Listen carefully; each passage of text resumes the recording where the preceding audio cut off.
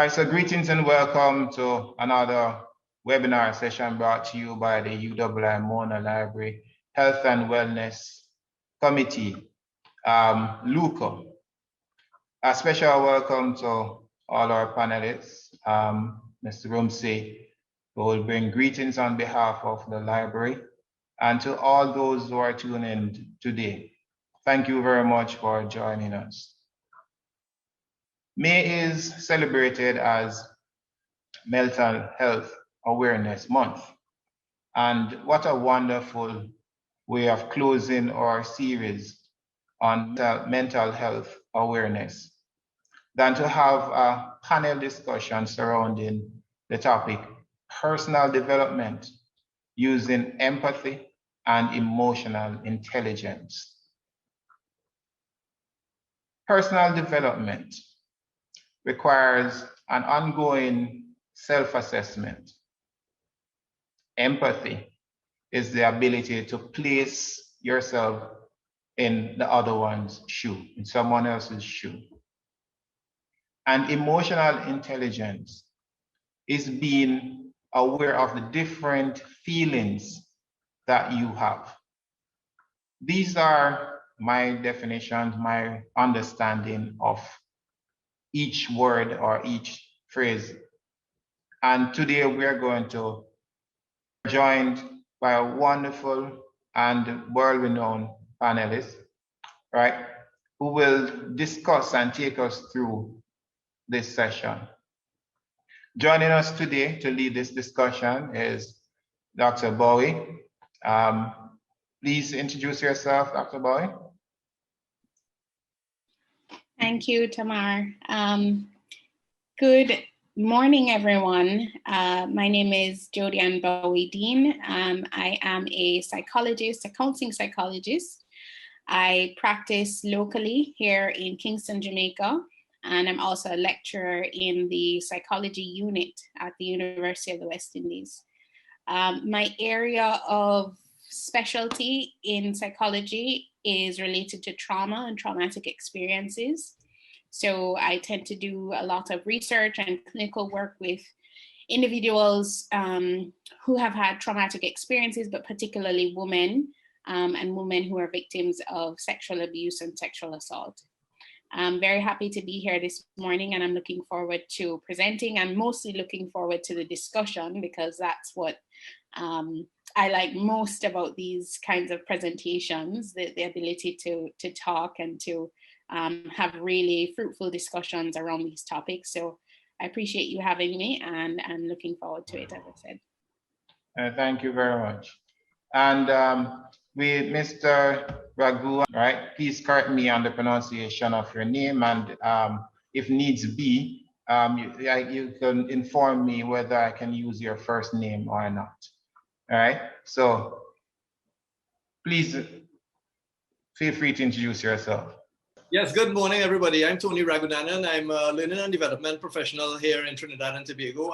My area is mostly performance management and a lot of behavioral issues that happens in companies. So I spend time aligning behaviors and goals. Outside of this is all about football, fitness, and family.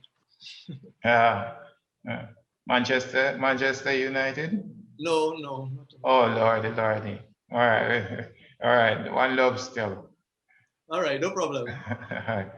And following him, we'll have Ms. Sankarsingh.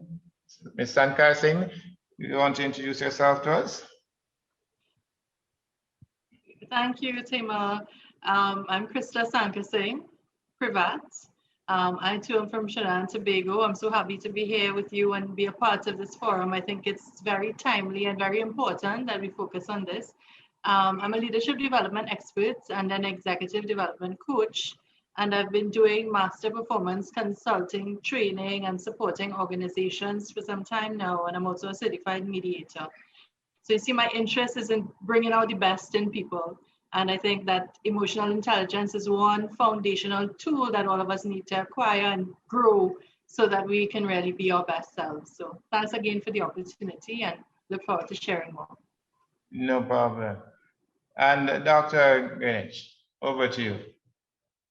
Good morning, everyone. First, I want to thank the Mona Library for inviting me, my sister campus. Yes, I'm from Cave Hill campus. I'm the head of the Department of Management Studies. I'm also the head of the Professional Development Center there on the campus. Over the years, a lot of my research has been around individual differences and how do individual differences impact on behavior and mostly in the workplace and so on. So emotional intelligence being an individual difference is one of the areas that I want to publish in. And I know I'm going to find this discussion quite interesting because I believe that individual differences, set us apart in life and also allow us to be hardy and to be able to respond. So I look forward to the discussion and the presentation by my colleagues here and the robust discussion that I'm sure we're going to have. Thank you. All right. You didn't mention that you were a football fan, but Manchester United? No, I am brave enough to say Arsenal, but we want to have that discussion right now. All right. All right. Thank you very much for introducing yourself. And of course, I am Tamar Streach Heron. Going forward, you can call me Stretch. All right. And I am the chair of LHEWco, that is the Mona Library Health and Wellness Committee. And I'll be your moderator today. It is customary for us to start our webinars with a word of prayer, and we will invite Ms. Rooms for this. Then we will invite Ms. Rumsey, our librarian, to bring us greetings on behalf of the campus librarian. All right, so Ms. Rooms. Good morning, everyone. Let us pray. Father, I just want to thank you for being a good God, a good Father, our multi-breasted one, El Shaddai. Thank you for being here. Thank you that we're going to have a productive meeting. Thank you that we're going to discuss ideas that are generational. Thank you for forgiving us of our sins and cleansing us from all unrighteousness. Thank you for helping us cope during this pandemic. Thank you for all the good that will come out of the bad as we continue to live and complement each other in our gifts, abilities, and talents.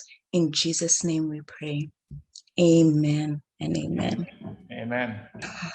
Amen. Good morning, all. I bring you greetings on behalf of the UWI Mona campus librarian, Dr. Paulette Carr, who would have wanted to be here to support the efforts of LHEWco, but unfortunately she's unavailable. She has another commitment. Over these past months of the COVID-19 pandemic, the Mona Library Health and Wellness Committee has been very active in bringing to our attention quality information and strategies to cope with our health and wellness. We understand that it's not enough to just check the social media pages for information. We need something more. And that is what the LHEWco is doing. That's what they're doing. So the committee has taken the engagement a step further by presenting several events which facilitate interaction. We've had webinars, we've had panel discussions, we've had collaborative Zoom meetings, and something which I would like to join one day, the exercise session, the exercise workout session on Wednesdays and Fridays. Reminding us to get in shape, feel happy about ourselves, and most of all, to stay healthy. We appreciate the work of Mr. Heron and the committee, and we welcome this discussion on personal development using empathy and emotional intelligence, a very timely event during Mental Health Awareness Month, one that we hope will help us to continue to manage these stressful times. We wish for a very successful event, considering the impressive panel we have. And they've put so much effort into it, I'm sure. So thank you for joining us all. All right, thank you very much, Ms. Rumsey. And indeed, I personally am looking forward to seeing you at one of our workout sessions, because LHEWco tends to promote a holistic, healthy lifestyle, not just physically, but also mentally and now emotionally. We want to make sure that we are there to comfort and to offer whatever support we can to whoever is in need of it. So once again, this webinar is being recorded and it will be shared via the library's YouTube channel, right? So we'll invite persons to view that when it's there. I will also ask persons to keep their mics muted. We'll hear from each presenter first. They will be sharing with us. And then afterwards, we'll be entering a panel discussion, right? So I'll ask you to write down your questions so you don't forget if you're like me, right? Or you can place your questions in the chat, then it will be asked in the order in which it was received. Another way is to raise your hand in the Q&A section, and then you will be identified and you'll be able to ask your questions directly. This panel discussion is going to be of a crosstalk. So if a question is asked to one panelist, then if the other would like to lament on that or expound on that, we invite that person because we want it to be a very rich kind of discussion, right? Because we know that it has a lot of dimensions that we want to cover. And we'll try and get through each question as best as possibly. And we'll also attempt to answer all questions. All right, so please feel free to shoot us your questions. First, let us hear from our panelists. So we'll invite Dr. Bowie. Dr. Bowie, emotional intelligence for stressful situations. If there was never a time when I was stressed, it is now. It is now. The pandemic is a very stressful period. It is. So I am going to invite you to share with us your presentation to help me to handle this kind of stress. Sure, thank you so much. So as Mr. Heron said, Stretch said, I'll be presenting on emotional intelligence in stressful situations. Really, this presentation is going to be focused on helping you all to understand emotional intelligence, understand what it means, what it is, and how to be emotionally intelligent in the most basic sense. So this stuff is, sometimes it may seem really complicated, but it's really not rocket science. And so I've made this presentation really simple so that we can have after, meaningful and fruitful discussion about it. Feel free to, as Stretch said, make notes if there are any questions you have. I'm happy to answer anything at the end. So we can jump right into it. So just to give a brief overview, I'm going to briefly define emotional intelligence. Then we'll talk a little bit about how self-awareness and self-regulation play a role in emotional intelligence. And finally, we'll end with this concept called wise mind, which I'll explain a little bit later on. So emotional intelligence is defined as the ability to understand, use, and manage our emotions in a positive way. And we do that to relieve stress, to communicate with others, to empathize with others, and to generally overcome difficult or challenging situations. There are several components of emotional intelligence. These four are kind of the most common components that we'll see. So self-awareness, self-regulation, and social skills, and relationship management. For the purpose of this presentation, we'll be focusing on these first two components, so self-awareness and self-regulation, because those really the foundation of, I think, the others, and I think they're essentially the foundation of what we really mean when we talk about emotional intelligence. So one of the first things we have to consider when we talk about how to be emotionally intelligent is we first have to understand our emotions, understand them personally, understand them for us. And that requires some amount of self-awareness. And so self-awareness in understanding what our emotions say and what our emotions do for us. We know that emotions motivate us to action, or they organize us to action, right? So emotions tell us that we need to do something, or that we need to be somewhere, or they organize our lives. We know that emotions communicate messages to others, right? So emotional expression and how we feel is a way to communicate to others. And emotions also communicate to ourselves. So if we can get to the basis of understanding individually, so in any situation, whether it's stressful or not stressful, what is my emotion right now motivating me to do? What is my emotion trying to communicate, or what do I need to communicate to others in this moment?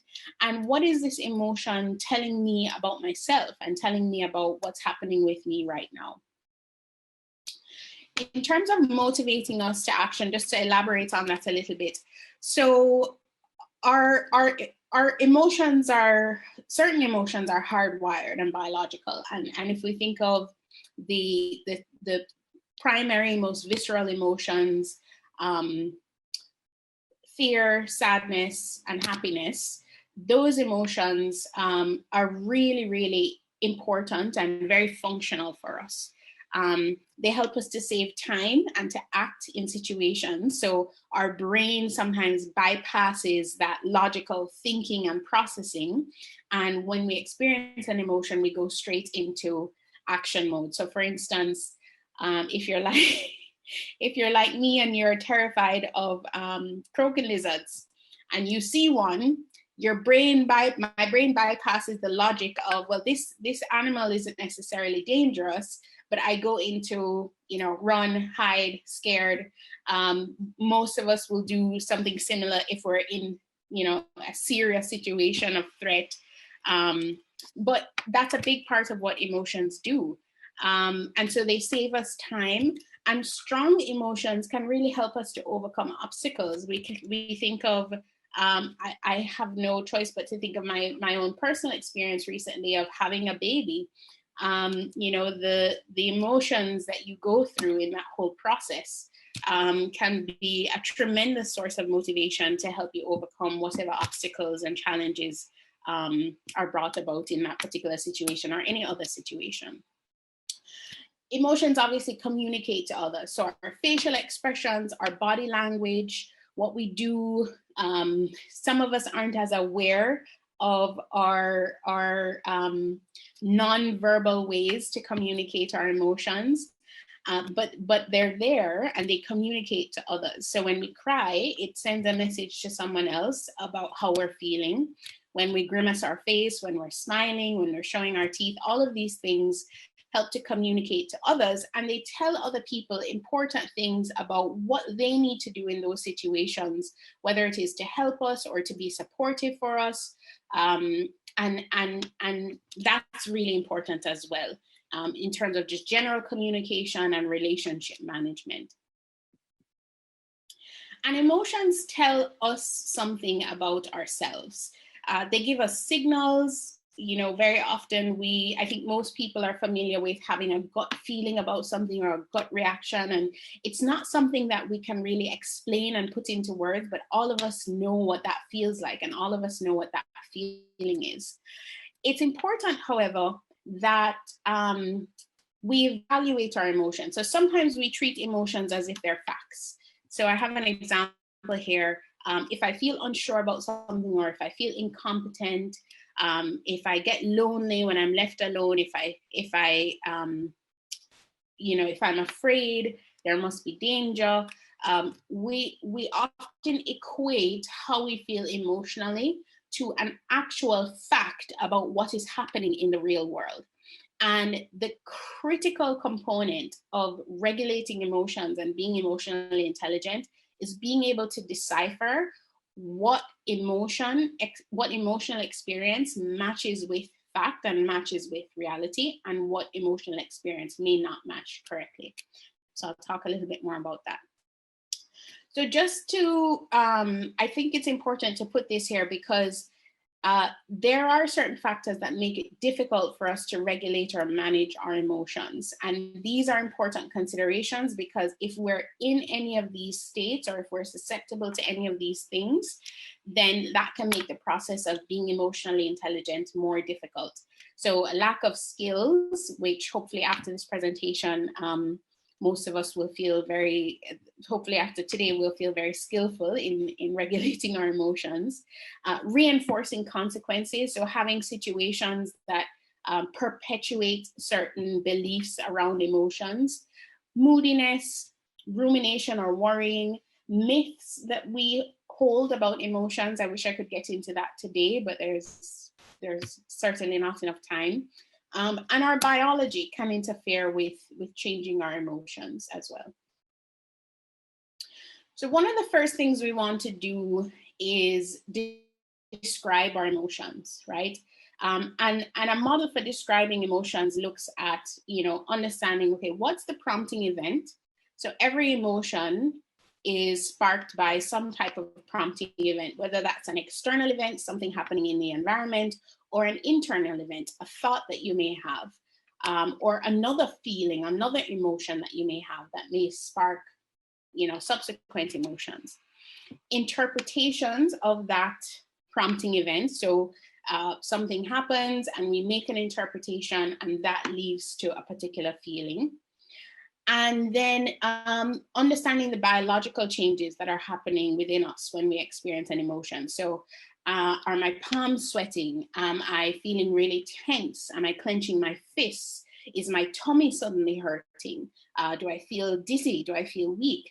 These are biological changes that can be associated with many different emotions. And understanding those biological changes help us to understand what the emotion is telling us and what it's trying to do. And then our expressions and our actions help us to understand the emotion as well. So down to kind of the nitty-gritty. Once we understand and are able to describe our emotion, and we understand the circumstances surrounding our emotions, so what's the prompting event, what did I interpret, etc. One of the things we really want to do is to check the facts, check reality, check the situation, check our circumstances. What's really happening? Does my emotional reaction fit the facts of the situation? And if not, can I change my beliefs or assumptions to fit the facts so that I can subsequently change my emotional reaction? So when your emotions don't fit the facts, or when your emotional reaction is not effective, one of the ways to combat that is to act in the opposite way all the way. And so this would, from the most cliche perspective or example, this would look like, you have a dislike towards someone, but there's no reason for you to dislike this person. Opposite action would look like calling them up, checking in on them, asking them how they're doing, giving them a hug, smiling at this person. And so by changing our physiological and biological reactions, we work backwards to change the emotional response that we have.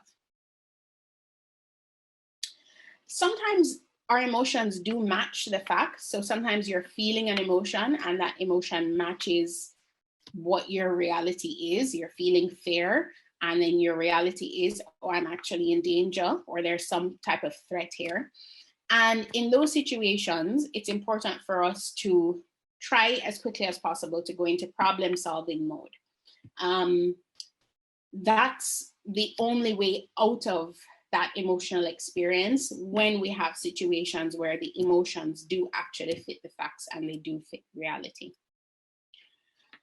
some ways to help you, or some questions you can ask to help yourself check the facts in a situation. Okay, so you're stressed out, something's happening, you have an exam coming up, or you have a presentation that you have to give, or there are bills that you have to pay and you're really stressed about that, or you're in a relationship and something's stressing you in the relationship. First, ask yourself, what's the emotion I want to change? What are the events that are prompting my emotions? What are my interpretations, thoughts, assumptions? That's a really important word. What am I assuming about the event versus what do I actually know for a fact? Am I assuming a threat? What is a catastrophe? What's the worst case scenario? What's the worst possible thing that can happen? So in my practice, I see lots of teenagers and young people who come and they are on the brink of wanting to commit suicide because they have exams coming up and they don't think they're going to do well. Now, when you think about it, obviously, we know logically that response doesn't seem to be very emotionally intelligent, right? Because when you ask yourself the question, well, what's the worst thing that can happen if I fail my exams? The worst thing that can happen if you fail your exams is that you do them over again. And life goes on and you grow and you learn and eventually you pass and you'll be fine. And so really getting to that question of what's a catastrophe here that I'm building up in my head, and is it so bad? And then actually going back to that question, do my emotions fit, or the intensity of my emotions fit the facts? Sometimes your emotion might fit the facts, but the level of intensity of the emotion is beyond what is warranted for the situation. So this is kind of just a very brief overview. I wanted to go through this quickly to give time for the other presenters. And finally, I wanted to end on this because I think it's also important to remember that with emotional regulation, emotional intelligence, remember the goal is not to rid yourself of the emotion. Emotions are important. They tell us about ourselves. They give us a lot of information. They help us in different ways. The goal is to be able to merge our emotional experience with reason and rationality so that we can act in a way that is helpful for us and helpful for others and kind of find that middle ground. So that's going to be it from me, and I'm happy to take any questions at the end of the other presentations. All right, thank you very much for that, Dr. Bowie. Again, I'll remind persons to make notes of their questions or use the chat so that their questions will be asked at the end of each or all of the panelists. All right, so and then you can also raise your hand and you'll be identified, and then you can ask your questions directly. All right, Tony, I see strengthening relationships within a pandemic. Let me tell you, I'm going to sigh here, right? Because this is a very important topic for domestic violence are on the increase. When persons are working from home, when their supervisors do not have the confidence in their ability to work from home. Please lead us in this discussion, because I'm seeing this as a very interesting topic here. Yes. Okay. Thanks a lot, Mr. Heron. I'm going to focus on this from two sides. I'm going to focus it from a professional perspective as well as the personal perspective, because they're both related. One affects the other. Home life affects the professional life and vice versa. So we are going to talk about emotional intelligence and empathy, and I'm happy that Dr. Bowie went into emotional intelligence so I could focus on the empathy part of it, which is still a very important component of emotional intelligence. What is empathy? Well, according to Brené Brown, it's simply listening, holding space, withholding judgment, and emotionally connecting and communicating that incredible healing message of you are not alone. And this is what we have to let people know, that they are not alone. Just let me change my Right. We have to let people know that when we are interacting with them, that they are not alone. Whether we are given, even as a leader, if we are given negative feedback, we have to give it in a way that lets them know that I am still on your side. It is important that we do that because this creates the atmosphere of that psychological safety that we need to feel on a team or in the home for that matter. So,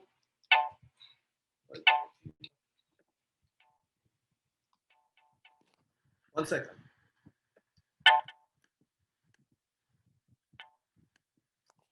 Right, so there are three components, and this definition takes the three components of empathy and puts them together. So psychologists Daniel Goleman and Paul Ekman break down the concept of empathy into the following categories. One, cognitive empathy, which is knowing how the other person feels and what they might be thinking. Emotional empathy, what you feel physically along with the other person. Or that's when you feel physically along with the other person. And empathic concern, it provides the I want to help you out message. Of course, we don't have to use every form of empathy in every situation. It just depends on the situation that we are in. So within the pandemic though, what is different? And I'm going to take this from a professional perspective first. What is different? Goals and expectations that people may have within organizations are different. Even if goals are the same, the expectations are now different because we are now working at home. At least many of us, or sometimes we have a combination of both. Then we have, how do we handle collaboration and the differences? How do we do that? Now we are using social media, we're using Zoom, and do we communicate the same way? A lot of the verbal cues that we had in person are now filtered. We also have to talk about the daily informal interactions, immediate communication and availability. Are leaders going to expect that people are going to sit at a desk for 8 hours from 8 to 4? It's probably wrong to accept that that is going to happen. Leaders don't see people working. And I've had this experience recently where leader felt very uncomfortable not seeing somebody working, but it doesn't mean that they are not working. It just means that now we have to focus on actual goals. And the work at home environment, many people have children, they are online, they have to be with them off and on for most part of the morning. And that creates in itself a lot of stress. And we have to have the empathy to, as leaders and leaders within a household as well, to know that, well, I have to listen to what you have to say. There's also a sense of isolation that a lot of people feel, and many people are not comfortable with that sense of isolation. So the key areas to manage here would be 1, uncertainty, 2, fear that people will have, not knowing what will happen, and the uncertainty we all feel, and then mistrust, which is what happens not only professionally, but personally as well. So what leaders should do is 1, have the conversations. We have to have the conversations about what are the goals and what are the expectations that we need to have, and then build that psychological safety that we spoke about. Are people comfortable on a team speaking up when they should? And are leaders creating that environment that allows people to speak up? And the same thing happens at home. We have to be empathetic at home because psychological safety affects the home life as well. And in the home, there are leaders. And you mentioned domestic violence before. I mean, who is holding them accountable? So being empathetic means being genuine, being adaptable, and being willing to show that vulnerability. And vulnerability is not a weakness. In the professional environment, who is actually holding somebody accountable? There may be somebody, there's more likely somebody in the professional environment holding you accountable. But in the personal environment, who is holding the head of the household accountable for how they are reacting to certain things? This is something that we have to think about. So there are 3 concepts we need to talk about. And the first one is this, the value of vulnerability. Having vulnerability is not a weakness. People seem to think that there is some weakness around showing that you have something that you need to work on. Nothing is wrong with that. We all have things that we need to work on. And having that vulnerability, and the reason I put a picture of a tree here is because what you see are the leaves. You don't see the roots. And I'm using this as an analogy to represent what we see in people. We don't actually see the roots. All we see is what it produces. And that is what, in order to get to the roots, we need to have more conversations, whether it's professional or personal. Don't hide from your emotion. And this is something that we heard in the previous presentation. we cannot hide. What happens when we hide from emotion? Have you ever spoken to people and they're always okay, everything is wonderful, everything is fantastic, but they are not there. They are not, sometimes they struggle and they are not telling the people closest to them how they are feeling. The truth is that if we don't say how we feel, then how are we ever supposed to learn to control it? How are we ever supposed to learn that? So on a professional perspective too, that invulnerability that we sometimes have prevents trust. And we need that level of trust to then go into, with invulnerability, what happens on the bottom here? This is where it starts. That invulnerability, and this, by the way, is taken from the 5 Dysfunctions of a Team by Patrick Lencioni. That creates an atmosphere of artificial harmony where everybody's afraid to talk and nobody is saying anything. And eventually everybody goes out and there's, from the boss's mind or the leader's mind, it's harmony, but it's not really harmony, it's artificial. And that leads to ambiguity, lack of commitment, low standards, and then status and ego. But it all starts with that invulnerability that people seem to have and think that it's okay to have that. So we have to be vulnerable. It's important that we do that. And one second. Secondly, the story that you tell yourself. Everything that you are feeling right now is because of the story you are telling yourself right now. And the reason I have this picture of a snow globe here, everybody knows what a snow globe is, I imagine. You shake it up and then you leave it and everything is all in chaos in here. When we have any type of experience, this is what happens to us. From children, we have things that we still cannot get over. It means that this snow globe is still in our brain and it's shaken up. And nobody has ever spoken to us, or we have not ourselves decided how to handle that. So we have this snow globe that is shaken up. If you and I have an argument, for example, and you walk away and I walk away, well, this snow globe is in our brain. But what has to happen in order for it to settle is for us to have the conversation, for us to have empathy ourselves so that we could decide, well, this is the problem, this is what we have to do, and deal with your own emotion as you go through it. But a lot of times people we work with on a daily basis, people we live with on a daily basis, have this shaken up in our head and we don't know what to do next. But the idea is to do a self-analysis, and Dr. Bowie talked about that. The most important thing is that self-awareness that we need to have going forward. We need to know ourselves, because what happens is there is a pool of available data that we have going forward through life. And we select data from that pool. We make assumptions, we draw conclusions, and then we have beliefs. And those beliefs create sort of a reflexive loop that affect what data we select next time. So sometimes we jump to a conclusion without seeking the right data and make the wrong decisions. And this is what we have to be more careful of. And this is why conversations are so important, in whether it is the work environment or the home environment. And lastly, the power of habits. We could create better habits, not only with the way we interact to people, but how we interact to situations. Keystone habits are the habits that drive other habits. If I decided maybe I'm a little stressed out, I need to get into exercising. Well, the exercising alone will be a habit that will drive other habits, such as maybe drinking more water, maybe being more relaxed around people, maybe having more empathy generally. So this is something that we have to think about going forward, and I'll leave a lot of this for the discussion. So moving forward is we have to choose what we have to do. We have to choose what decision we are going to make. We are going to have to choose to have empathy, to understand people, to have the conversation, so that we need to know what we could improve going forward. And I'll leave it here so that we can continue the conversation. All right, thank you very much, sir. I told you that when it comes on to emotions, persons really and truly get interested, and I'm seeing some comments in the chat regarding that. So thanks for sharing with us. And again, I will use the opportunity to remind persons to place their comments or their chat questions in the chat, so it can be asked in the Q&A section.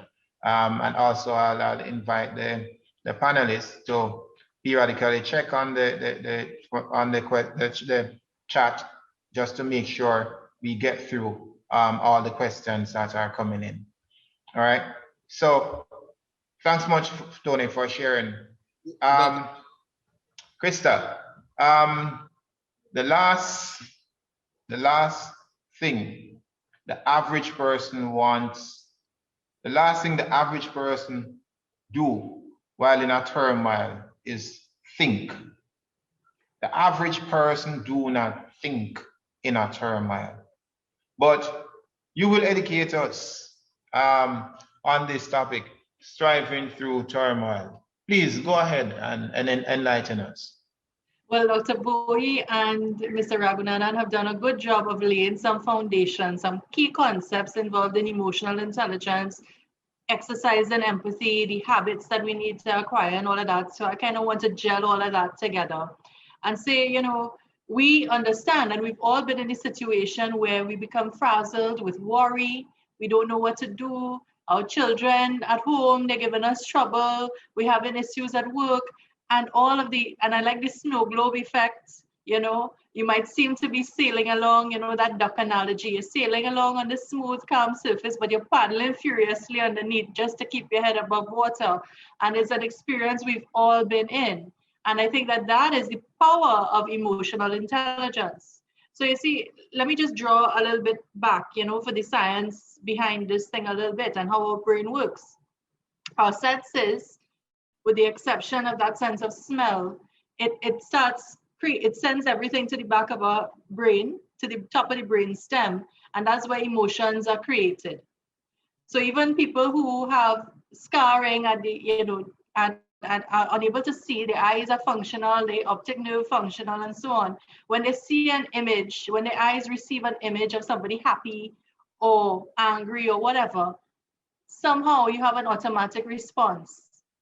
And it's called, you know, it's how we process information through our eyes in an automatic kind of way.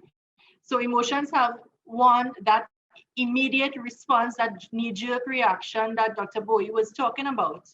But then there's something that we also have in the frontal cortex, you know, the front of our brain, that allows us to process this, make sense of it, apply judgment and thinking and so to this. And this is what we need to do with emotional intelligence as we acquire these skills for managing, understanding our own emotions, managing how we feel, getting the facts from our environment and saying, okay, this is real. It's not a real danger. This person hasn't done anything evil to me, or their perspective is what is informing how they are behaving now, and I can adapt how I'm responding to them in a particular way so that we can maybe out a fire or move positively along in a particular direction, is where we will gain control, you know, because in that state of being frazzled, we lose control. We lose our ability to control the situation over. And so that is why we want to develop emotional intelligence as a skill that with practice and with some of the techniques that I want to share with you, so that we can hold on to, understand what they are and use it positively. You know, what research has found is that emotional intelligence and acquiring this skill actually creates more synapses, more connections with the frontal part of your brain and where the emotions are created in the first place. So it helps you to recognize an emotion, assess it, and treat it, not react, but respond appropriately and positively. So a key to maintaining control, and especially as we're living in a terribly traumatic time, you know, before this, management has been talking about VUCA, that volatile and uncertain time that we are all operating in. You never know what change is going to come at you the next day and so on.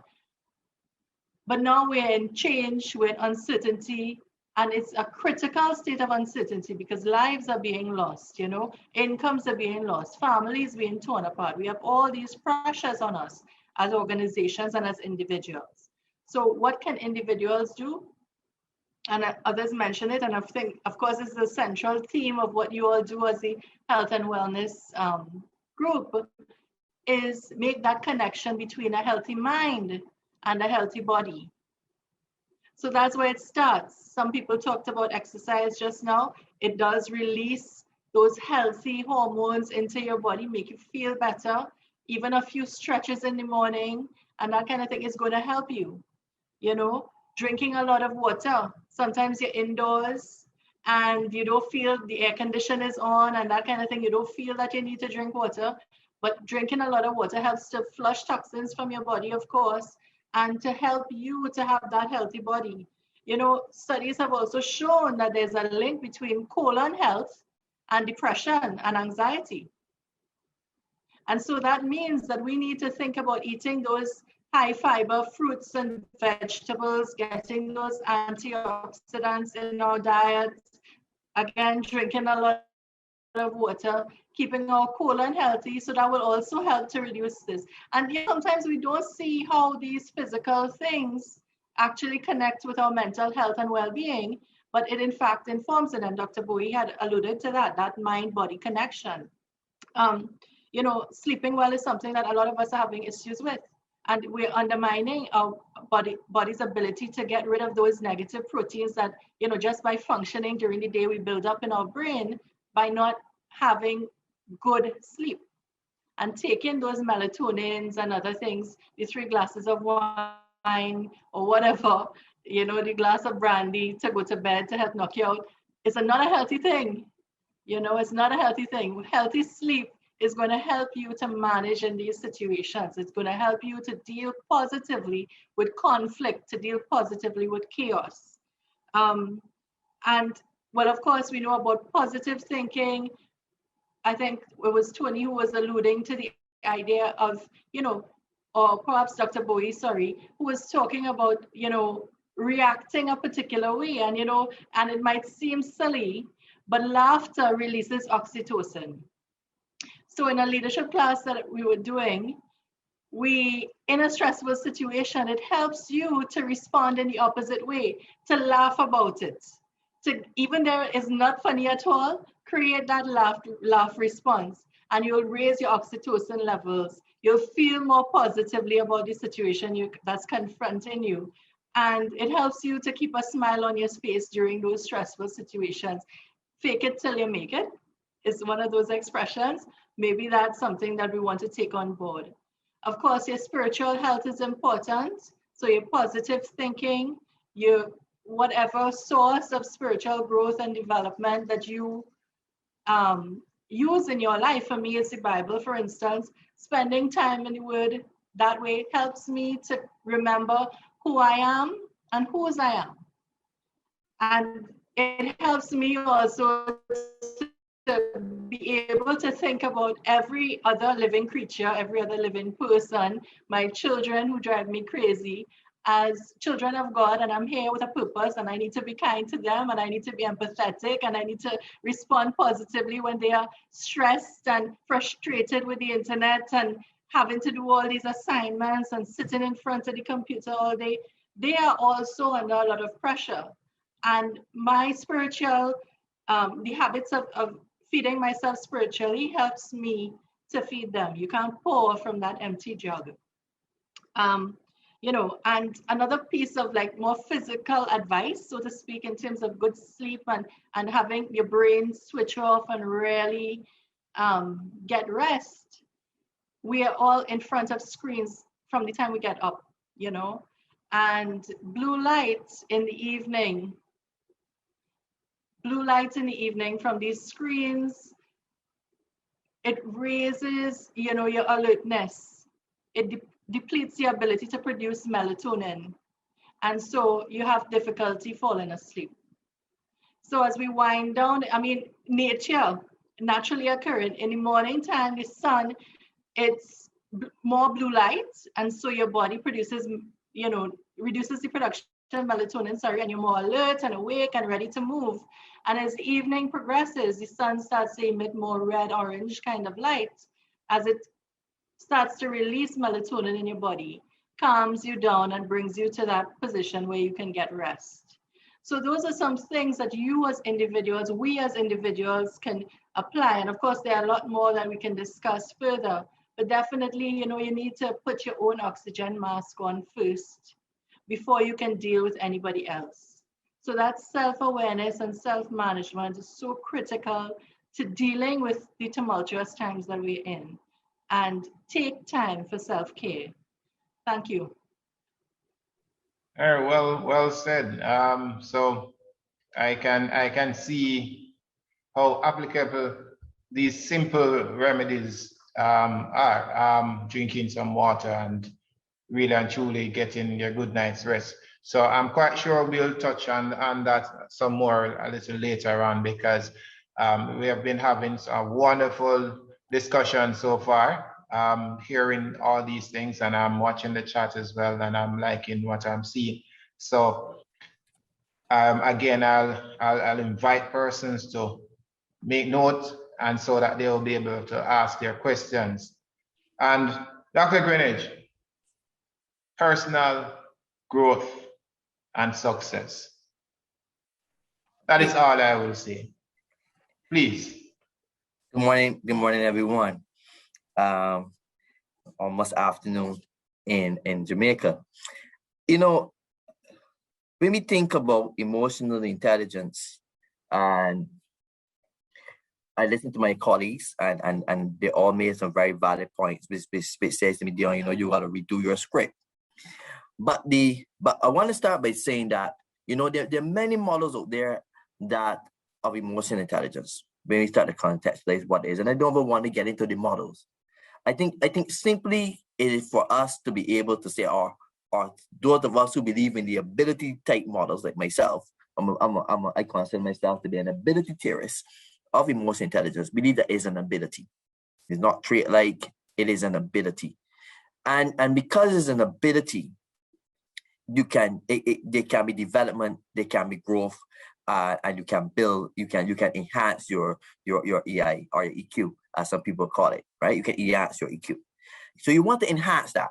But why do you want to enhance your EQ? Why having a high EQ, or why being highly emotionally intelligent is important, right?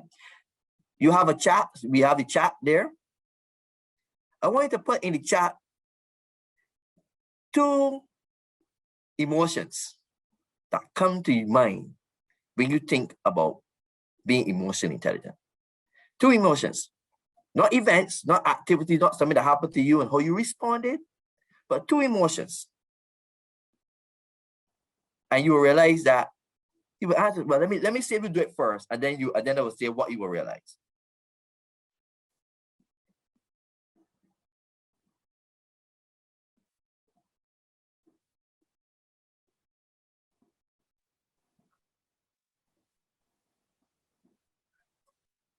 Now that was a trick question, because 2 emotions have nothing to really do with emotional intelligence, other than the fact that if there are negative emotions, you want to regulate them. Okay? So that was a trick question. So, because in being emotionally intelligent, but what you did is try to, I'm sure you deeply ask yourself something about those emotions that now make, you know, think about being emotionally intelligent. So the 2 emotions themselves were not about being emotionally intelligent, it's thinking about them, thinking about how you feel. That is where the emotional intelligence come about. Understanding those emotions, understanding how you feel, and what those emotions mean. You see, being able to understand our emotions, understand emotions and others, in other words, identify them. So you identify 2 emotions just now. The next question will be, did you understand what did you understand about those 2 emotions that you just identified? Because that's the next element, aspect of it. So when we understand our emotions, we identify them, we understand them. We want to be able to identify emotions and understand them in others. But the big key about this, because the different aspects of that ability is to be able to regulate our emotions, right? Because we talk about personal growth. So personal growth, we speak about empathy. And empathy, you can't be, one would argue, you can't be emotionally intelligent without having empathy, right? Because empathy is about understanding and connecting your feelings with someone else. So the 2 go hand in hand. So how does that lead to our personal growth? Because if we have empathy, if we can share with others, if we can understand and connect with their feelings, it helps us to be able to respond better to persons. It helps us to be able to be aware of, or want to be aware of their challenges. Therefore, we are going to be better leaders. We're also going to be self-motivated in ourselves to do better. So we're going to have that self-motivation going on. So it's going to enhance our need for achievement, our need for success, our personal growth, whether it be because emotional intelligence is not only critical to our work life, but our family life, our personal life. So help us to grow personally and so on. This is critical because when you think about work-family balance, being able to balance work and family, and work-family balance can be seen as a stressor, right? Being able to balance work life and family life can be a stressor. So it gives you the new term that we want to add today is emotional resilience, right? Having that greater self-knowledge of one's emotion, and hardiness, being able to buffer and to be able to respond. So it's not that you don't experience a negative emotion, anger, disgust, sadness, right? It's not you're not experiencing these emotions. You are experiencing these emotions. It is not that when a customer comes to you, if you're in a customer-related job and was not the best, that it did not impact or did not elicit or did not induce an emotion. It did. But what did being emotionally intelligent and resilient do for you? It caused you to think. So it's about thinking and behavior. So when you're emotionally intelligent, it is able, your thinking and behavior drives and control your emotion. So it allows you to think, appraise the situation and the environmental stressor. So that's the environment, your work stress, the environment at the time for you. You appraise that, and you're able to turn a bad situation so it's regulate. So you're changing that negative emotion into a positive emotion, or into a positive situation where you're still able to say to the customer, and to have a nice day, or how else can I help you? Right? So your performance, so that you get customer satisfaction, that customer day, or you may have just done something for that person where you know, show that person empathy. Right? So personal growth and development, emotional intelligence is important for the workplace. In fact, emotions are often neglected part of our work life. We neglect them, but we carry them with us. They are part of the work. Every organization has an emotional culture. Some are civil, some are incivil, some people even call it toxic, but they have an emotional culture. Every organization. So we can't run away from it. We have to be able to balance. We have to be able to, and keep me hearing using the word, then regulate those emotions. Identify them. So we know our response. So even in your writing, when I write an email, are you able to read that context, that your text to determine where? Because your words and how you form an email is an emotion, sends a message. How that person now decodes it on the next side is important. So communication. So you see why is it so important to personal growth? Because it enhances how we communicate. It helps us to understand how we communicate. Because if we are able to communicate, that is good for team working. How we able to work with others. In fact, emotional intelligence is a great asset for working with other people. If you have emotion, you work with other people. So what does that have to do with personal growth? Because if I can work with people, I can learn from people, I can understand situations, I am providing every opportunity for myself to grow. I am seeing all the opportunities to learn and develop from a situation, or just learn and develop generally myself as an individual. So that's why it's important to personal growth, right? So it's a very important asset. Yes, there are persons who may, through the biological, personality, etc. There are factors innate that may have that some persons may be more naturally, emotionally intelligent than others. We know that. That's why we call it individual differences. But we can develop. And we want to be able to develop our skills, even as become more emotionally competent. So you hear me do the word emotionally intelligent, emotional resilience. You hear me now say emotionally competent.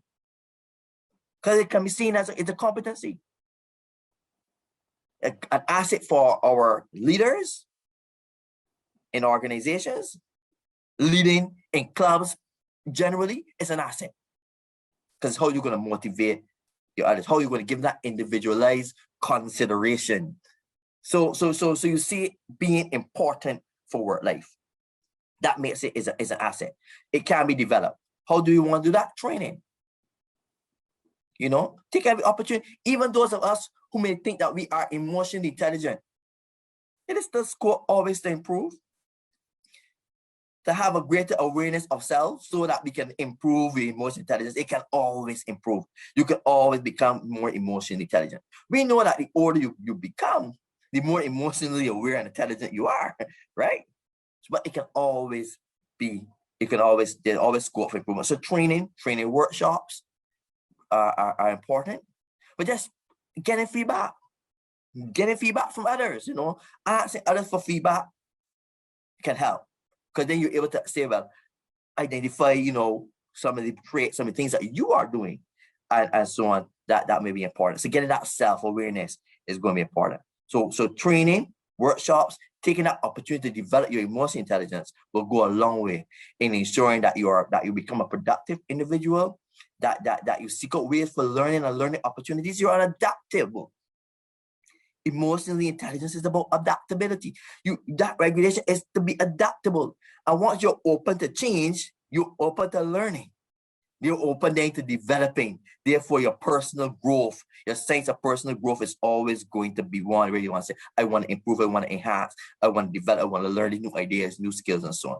So it's a very important asset, and I'm sure we can go on, we can talk more about it. So you're about controlling our emotions. Remember, emotional resilience, emotional competence, emotional intelligence.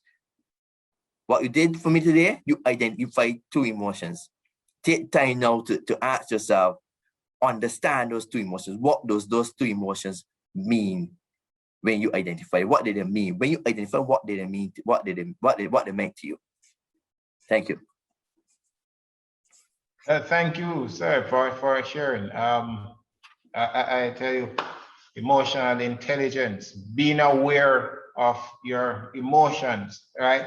That is what makes us emotionally intelligent, not just the emotion, that's a reaction to the circumstances. Well, you have heard it from all the panelists, and the discussion will begin now. Remember, you are invited to type or ask your question directly to the panelists, and we will see, because all the panelists have raised a very important thing. And I'll start by giving an example. I was at the supermarket the other day, and I went up to the cashier and I said, greetings, which is my usual way of salutation. She did not answer. So I gave her my funds and I asked her, what is my money not good enough for a smile? But yet still, there was no reply. So the third attempt, I said, okay, I see that you're having a very bad day today, so let me leave you alone. Still no reply. I was now flabbergasted, because not only am I spending my money, but I think this is bad customer service. Yes? Because I am trying to engage in a conversation and it's a one-way thing. When I made the attempt the fourth time, that's when the young lady said to me, sir, I'm sorry if you were saying something I really did not hear. I just lost my sister and I am just blank. And it struck me. It struck me. I could have left that supermarket and reported her, right? But spending that extra 5 minutes, just as been said before, spending that extra 5 seconds just to find out what is wrong, opened the door for another conversation, which helped me to understand her better. And based on what I've been hearing from all the panelists, that is what emotional intelligence is. So again, I'm going to invite persons to shoot their questions, right? Because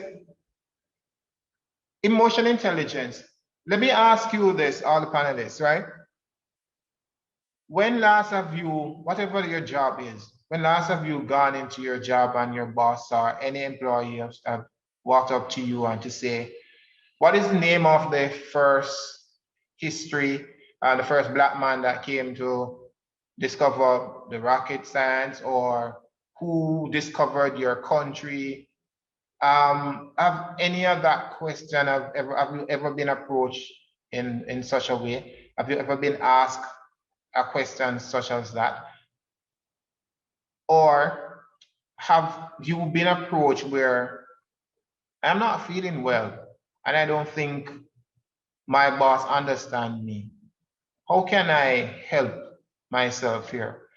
I just passed my boss in the cataloging hall. I called to her and she walked past me as if I was invisible. And it upsets me. But really and truly, my boss really and truly didn't hear. She was rushing to the bathroom.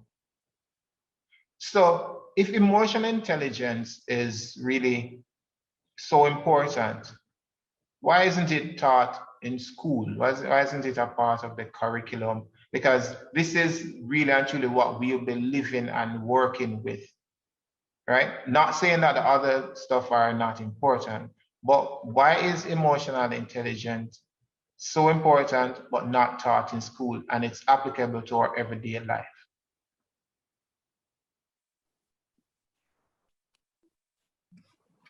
I can probably, I would like to start on that one, if you don't mind, and say this, you know, it is about having persons, those coaches or persons who are able to teach or who are able to help persons develop their emotional intelligence. So I don't think it's as easy to say it to be taught in school, because we have to ensure that we have the professionals in schools, or the programs that are in schools that will allow for it to be taught. I mean, we all are here saying it can be developed, but I would also argue that it's not as easily done than said. Because it takes the professionals, it takes persons. I'm sure we have Tony and Christa here who are professionals. I'm sure they are doing some coaching and developing in that area, and because of the chemical work that they do, and it takes someone to be able to first understand the areas of emotional intelligence, being able to like my colleague here who's a psychologist, Jhodi, right? Like, I have it right, Jhodi, right? And to do that assessment, doing that assessment to see where that person, where he or she is in terms of their emotional intelligence, and then being able, because sometimes, yes, you can go to the workshop, but sometimes that workshop or seminar may need to have some practical or application part of it that is zooming in or on each individual person's scores, or where they are at in their emotional development. So I think why it's not in schools, especially at our primary and secondary levels, it has to do with having the kind of persons in schools who can provide the training and development. It should be in schools, because our young persons need from early to develop that emotional intelligence, so they're able to deal with conflict resolution and have those life skills that are going for their success. But I think that, someone may say, yeah, but they're guidance counselors in schools, or counselors in school, but not everyone is adapt or equipped in the area to provide that kind of training and development necessary. So it's gonna need a program that will be far-reaching. I can speak for in Barbados. I think that I know one said to other Caribbean islands, but I think here we will need a program that's going to be far-reaching, whereas maybe start with training and developing those persons that are in schools who have the responsibility for counseling and developing persons. They develop those persons, make sure they have the skills and the ability to actually do the training and do it properly. Yes. So that those young persons then can start to work on their emotional development. Okay. If I could add, and definitely you need the trained persons. You need persons who are aware and who are skilled enough to guide young minds through exploring emotion, understanding their own emotions, validating emotions, even what we term negative ones and that kind of thing. And it's not that. And education, we describe education as a system, and all systems have input, processing, output. So we start with young minds. And the output that our education system, from my respectful view, has been to produce good workers, good employees, obedient and coherent, and who will abide by the rules of the organization that they're working in.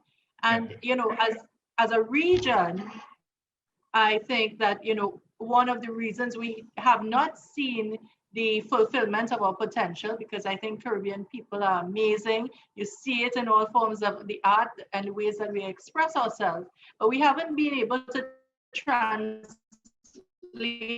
that necessarily into the economic growth that we have the capacity to do, because we are not taught leadership skills from very early on. We're taught to fit in a particular frame, a particular box. We're coming first in test and be able to produce good exam results and so on is the outcomes that we're looking for.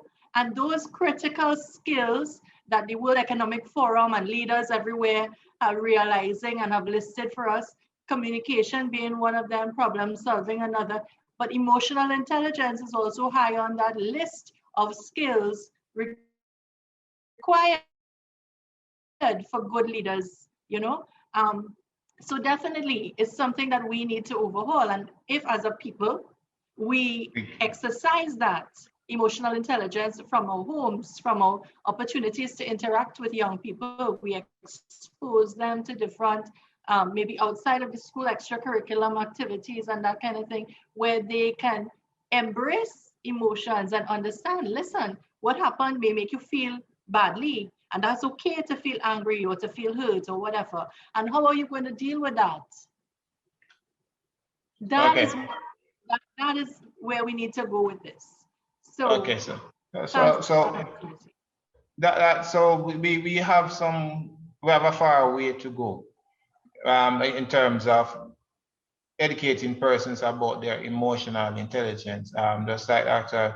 Greenidge said, it's the ability to know what triggers that kind of emotion, right? Dr. Bowie and Tony, a scenario, right? I left work the other day from a meeting, and I'm just painting a scenario, right? And from that meeting, I was so angry. Right? I just blew it. At work, being in that angry state, I know that's not healthy. And Dr. Bowie spoke about stress management as dealing with stress. And then Tony, for you, I am still so angry that I have taken that sort of anger home to my relationship. Can you talk me through as to how things can work, or you think that things could have been different, or how to angle that sort of situation?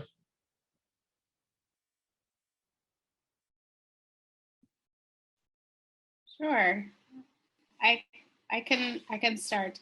So you're describing, Stretch, a situation that I think,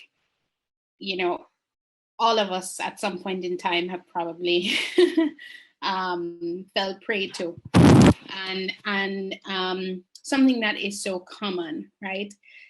I think that obviously, you know, you're in a situation, there's a prompting event, it causes an emotion to stir up within you, and that emotional experience is maintained even after you're outside of the prompting event or outside of the situation that warranted that emotion. One of the things, or one of the reasons why that happens is very often because most of us are not adept at recognizing and understanding our emotions.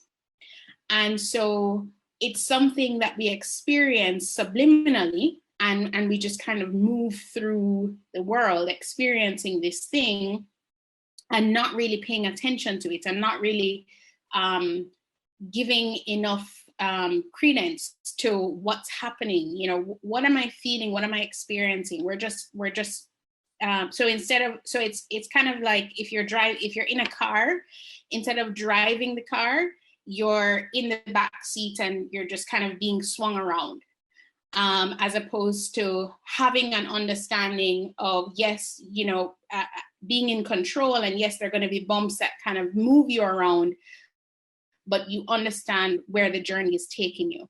And I'm really, really happy that you brought up that point about teaching emotional intelligence in schools, because so much of what I do in my private practice is psychoeducation around emotions. So psychotherapy is what I'm trained in. But what I find very often is that once people have an understanding of their emotions, how emotions work, the functions that emotions serve, etc., for them in their particular situations, how they express their emotions, that is more than half the way in terms of helping them in their treatment. And so it's this cycle of not knowing and not understanding, and so therefore not being able to control and not being able to navigate appropriately.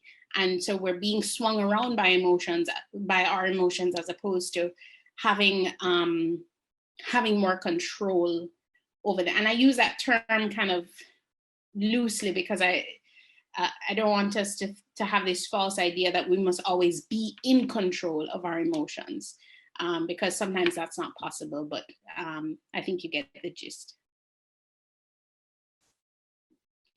Tony, I think you're... Tony, I'm home now and I'm angry. Right. Yeah.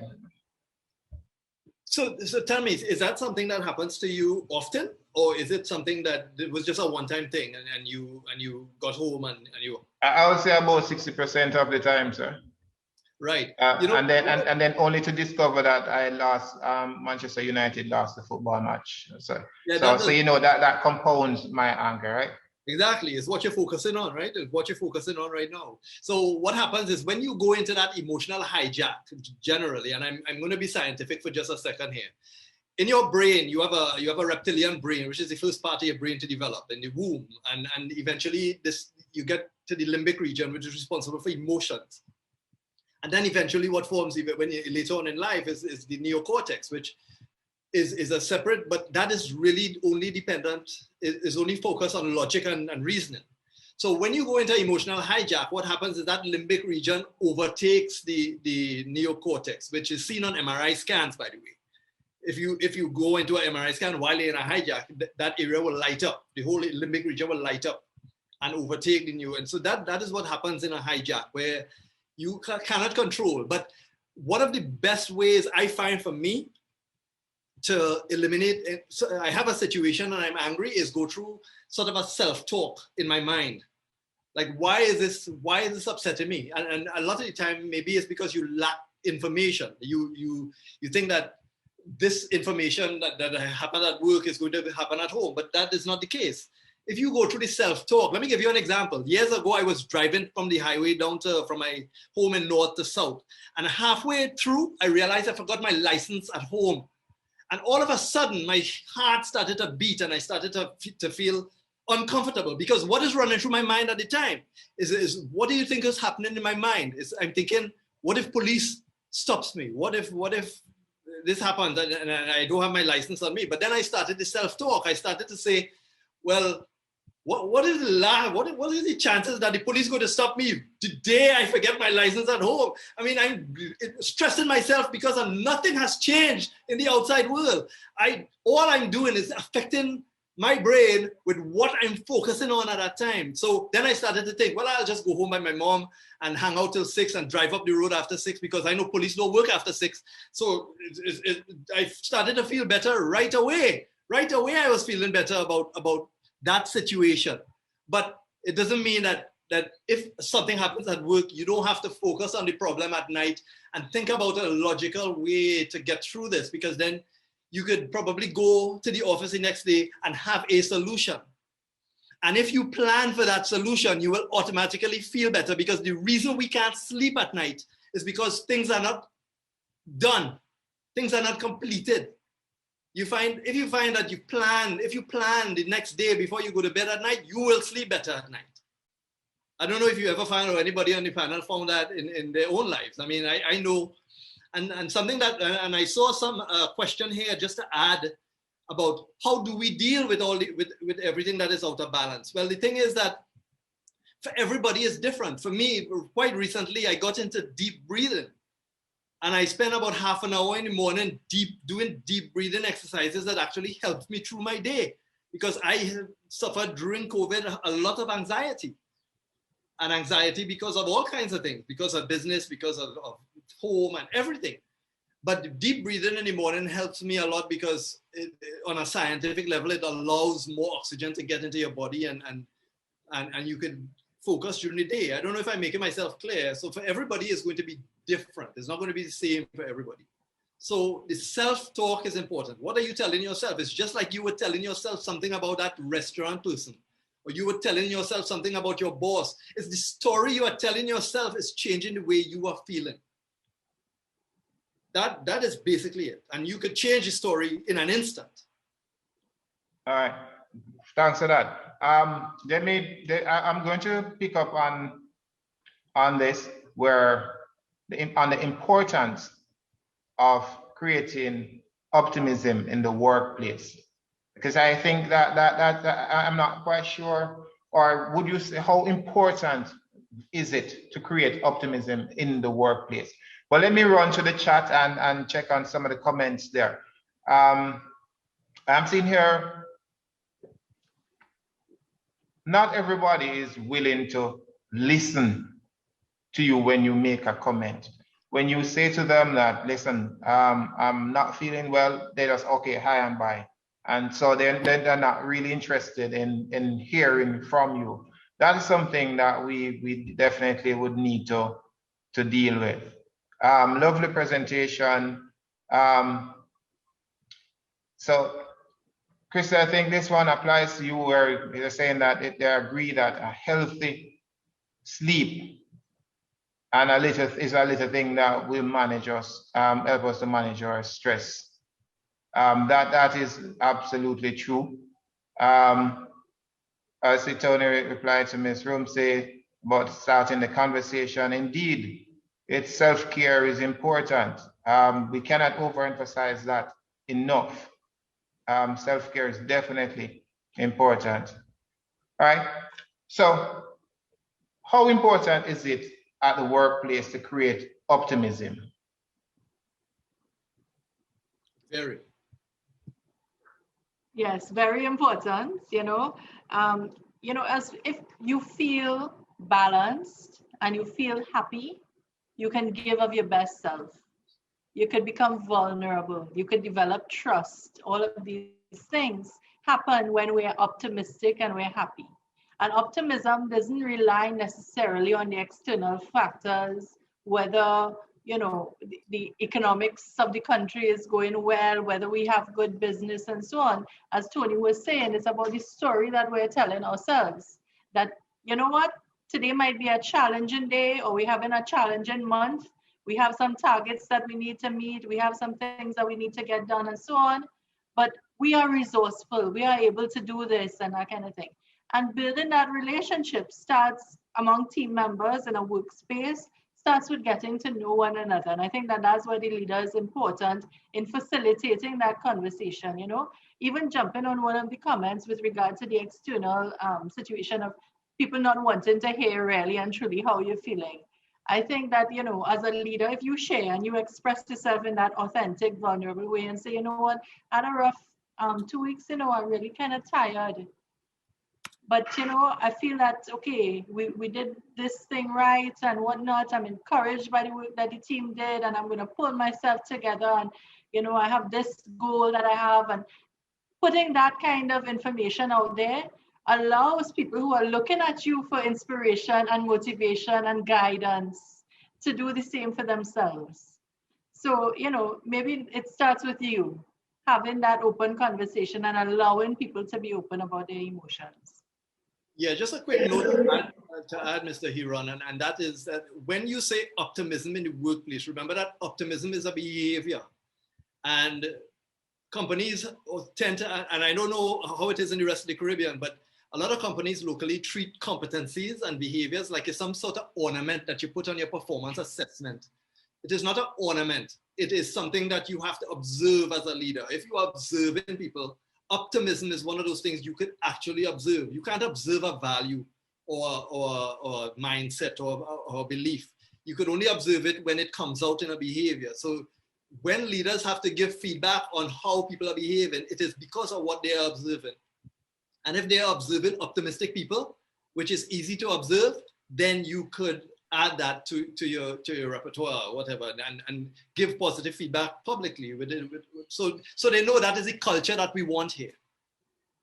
But to add to that, Tony, it means that our leaders will have to be emotionally intelligent, and that is because they have to model, supervisors and leaders, they have to model the kind of behavior that you want exhibiting, you want to come in from the employees. That is the idea behind the performance assessment. If you have been demonstrating all of the behaviors correctly, then if you get promoted, it means that you could teach or give feedback on these behaviors and develop them.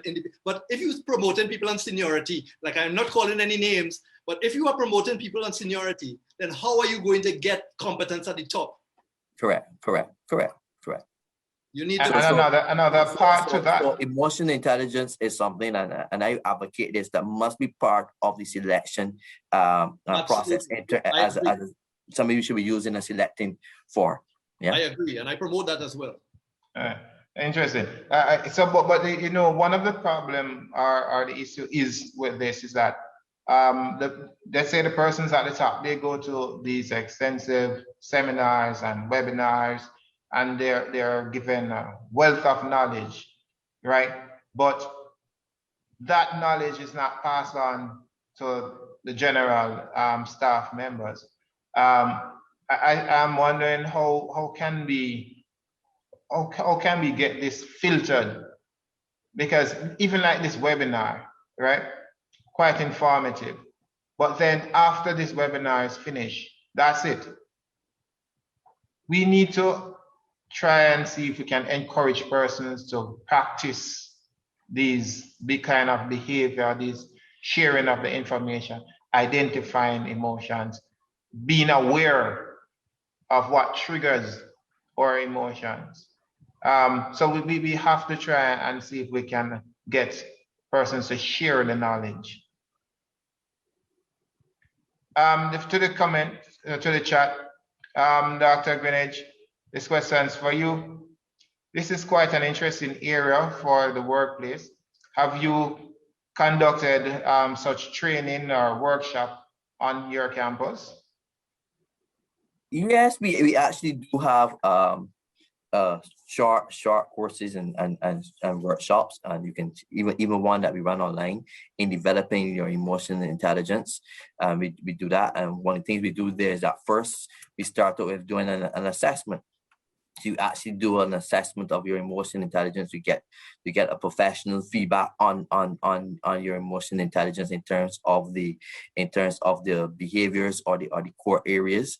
And then we go into the training and developing over the next 4 days.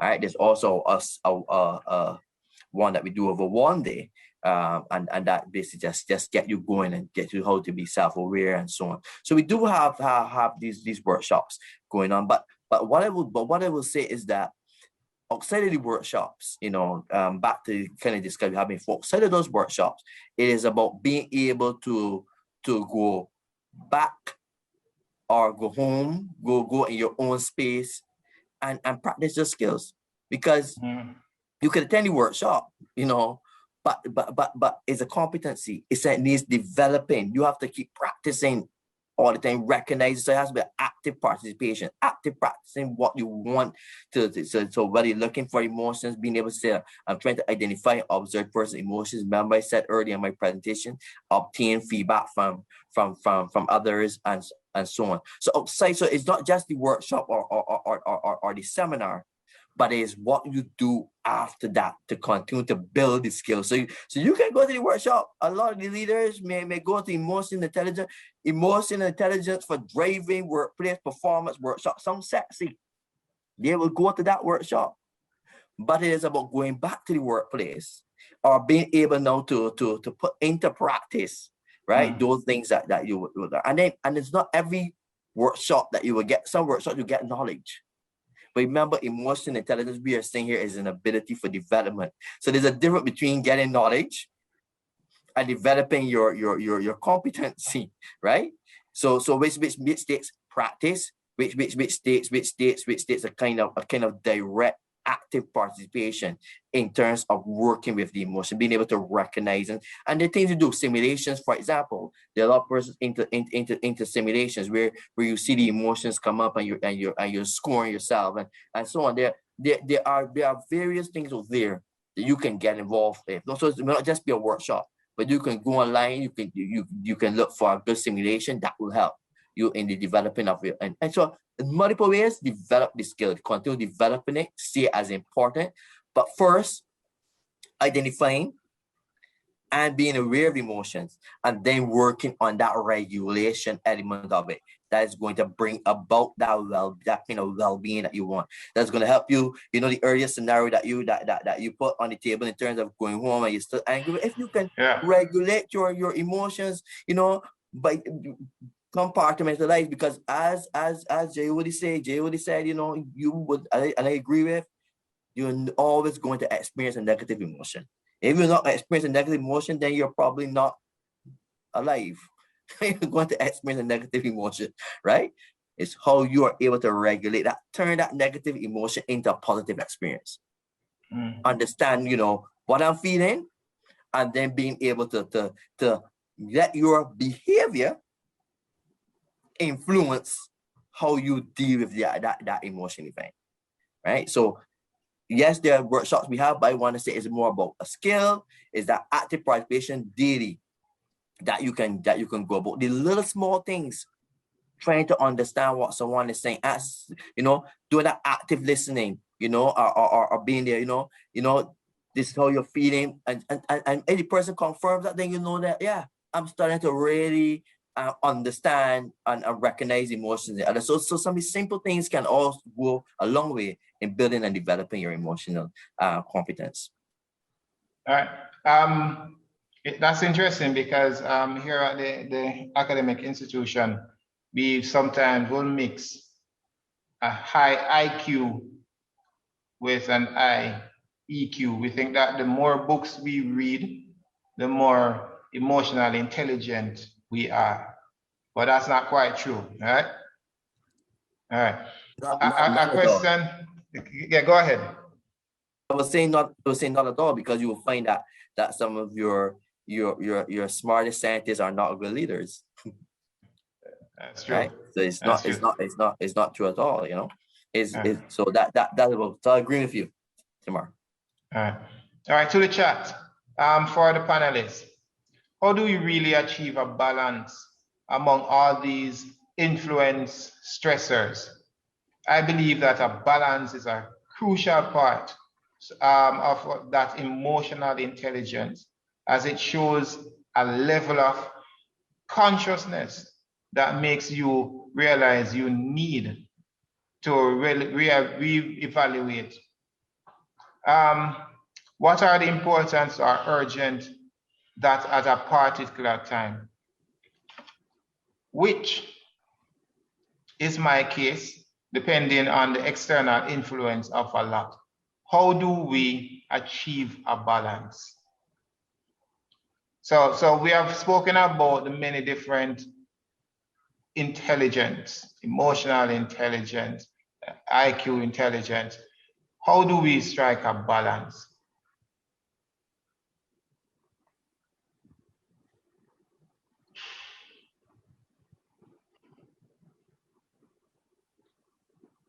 Yeah, I think I Go ahead. Where do you want to go?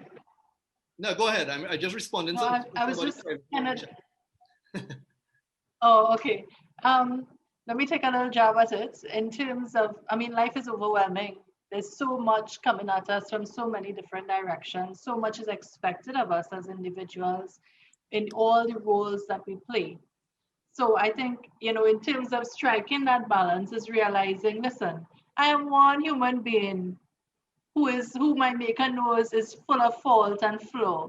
So I cannot do everything at the same time, and I may not most of the times achieve the expectation of other people.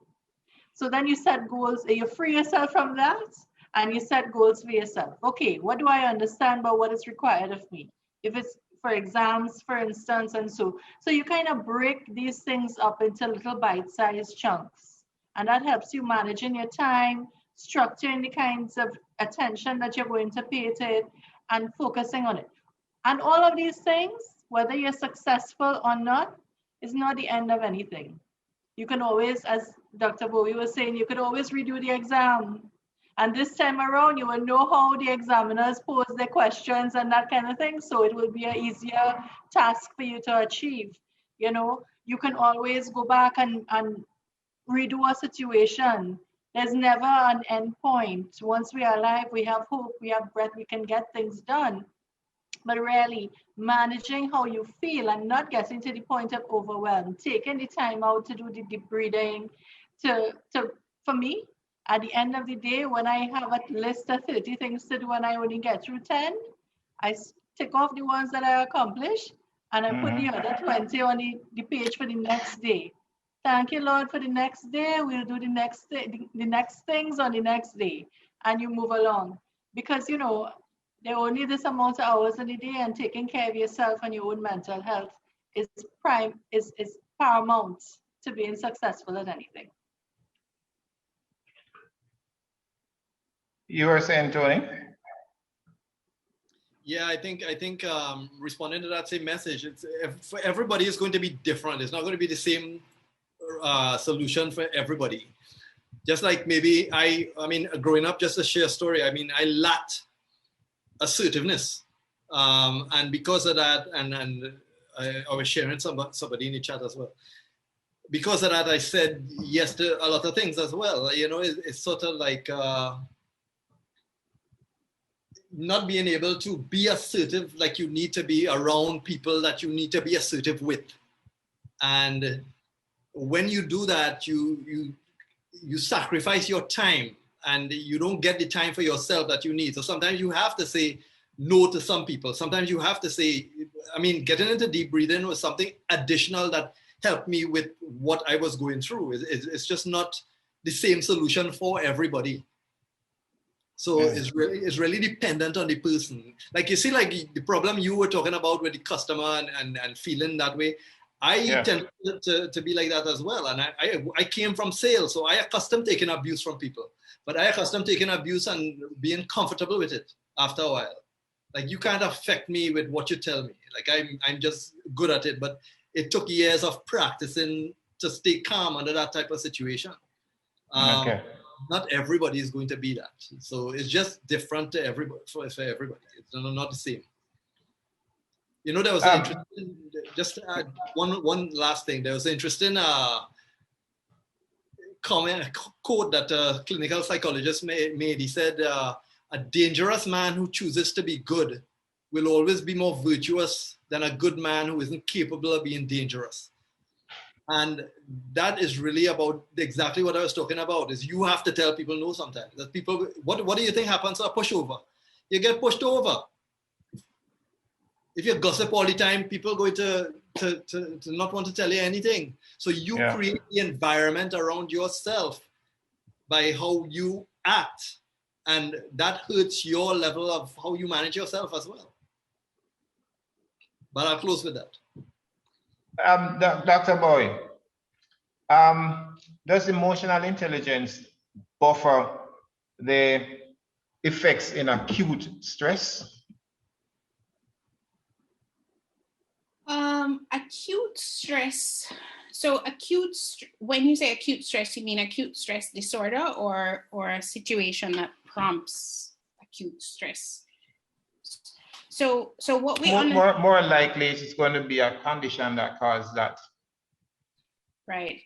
So one of the things that's important to remember, I mentioned at the end that with emotional intelligence and emotional regulation, and I think the other panelists have mentioned this as well in some way, shape, or form, the goal is not to rid yourself of the emotion.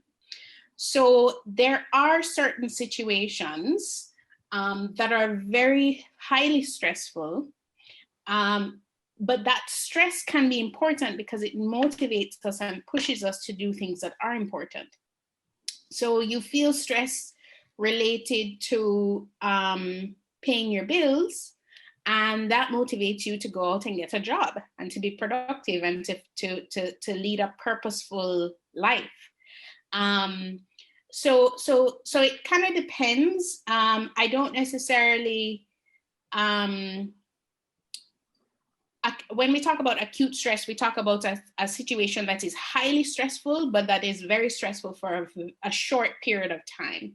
And so it depends on the situation, and it depends on whether or not the stress and the anxiety that we experience is warranted by the situation. So for instance, in an incident of assault or abuse, that can be a highly stressful situation, but those are situations in which our emotional response and the intensity of our emotional responses can be an important thing and can be a good thing. For me, emotional intelligence is all about balancing and weighing out the facts of and the reality of the situation and the circumstance. So is my emotion, this particular emotion or these particular emotions, right? Because very rarely we feel just one singular thing. Are these emotions warranted?